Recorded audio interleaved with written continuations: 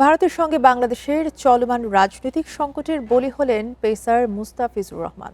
তাকে আইপিএল থেকে বাদ দেওয়ার জন্য কলকাতা নাইট রাইডার্সকে নির্দেশ দিয়েছে ভারতের ক্রিকেট বোর্ড। গুয়াহাটিতে বিসিসিআই সচিব দেবজিৎ সাইকিয়া ভারতের বার্তা সংস্থা এএনআইকে বলেন, সাম্প্রতিক ঘটনার কারণে বিসিসিআই কেকেআর ফ্র্যাঞ্চাইজিকে তাদের দলে থাকা বাংলাদেশের খেলোয়াড় মুস্তাফিজুর রহমানকে ছেড়ে দেওয়ার নির্দেশ দিয়েছে। ভারতের সংবাদ মাধ্যম আরও জানিয়েছে, বাংলাদেশের সঙ্গে রাজনৈতিক সংকটের কারণে কেকেআর মুস্তাফিজের চুক্তিকে ঘিরে বিতর্ক তৈরি হয়েছে। এই প্রেক্ষাপটে 2026 আইপিএলে ফিজের অংশগ্রহণ নিয়েও ভারতে কেউ কেউ প্রশ্ন তোলেন। পরিস্থিতি নিয়ন্ত্রণের বাইরে চলে যেতে পারে সেই আশঙ্কা থেকে এমন সিদ্ধান্ত বলেছেন বিসিসিআই সচিব। আইপিএলের চলতি আসরে 9 কোটি 20 লাখ রুপিতে মুস্তাফিজকে কিনেছিল শাহরুখ খানের কলকাতা নাইট রাইডার্স।